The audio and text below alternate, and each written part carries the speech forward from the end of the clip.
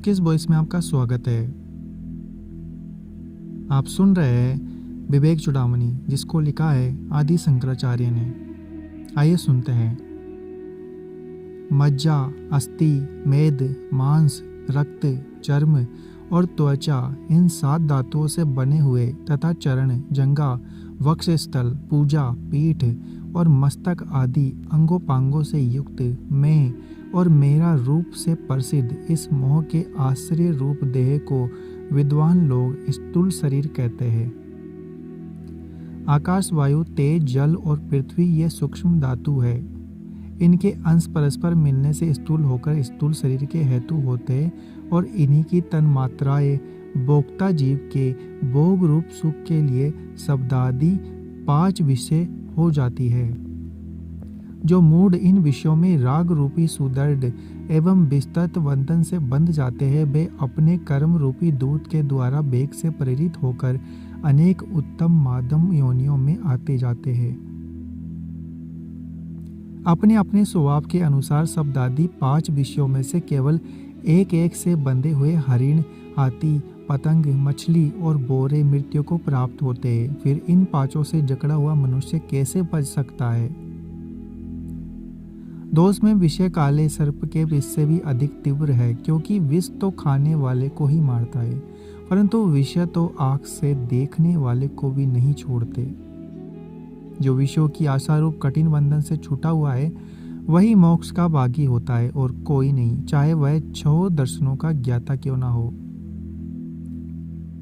संसार सागर को पार करने के लिए उदत हुए क्षणिक वैराग्य वाले मुमुक्षुओं को आशा रूपी ग्राह अति वेग से ही बीच में ही रोककर गला पकड़कर डुबो देता है। जिसने वैराग्य रूपी खड्ग से विशेषणा रूपी ग्राह को मार दिया है, वही निर्विघ्न संसार समुद्र के उस पार जा सकता है।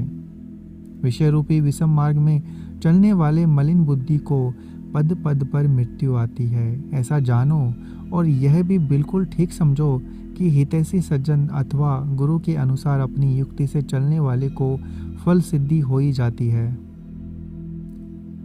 यदि तुझे मोक्ष की इच्छा है तो विषयों को विष के समान दूर से ही त्याग दे और संतोष, दया, क्षमा, सरलता, शम और दम का अमृत के समान नित्य आदर पूर्वक सेवन कर।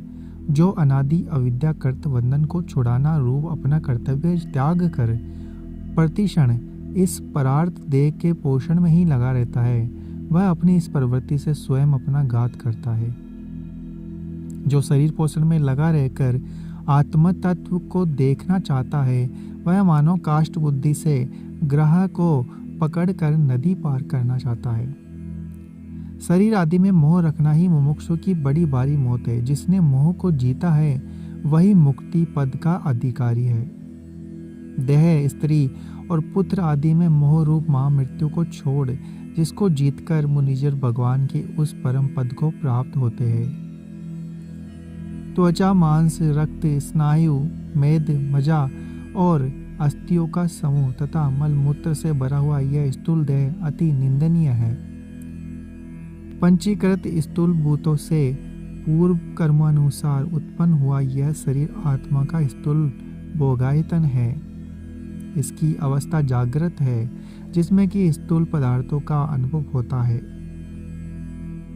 इससे तादात्म्य को प्राप्त होकर ही जीव बाला, चंदन तथा स्त्री आदि नाना प्रकार के स्थूल पदार्थों को बाह्य इंद्रियों से सेवन करता है। इसलिए जागृत अवस्था में इस देह की प्रधानता है, जिसके आश्रय से जीव को संपूर्ण बाह्य जगत प्रतीत होता है।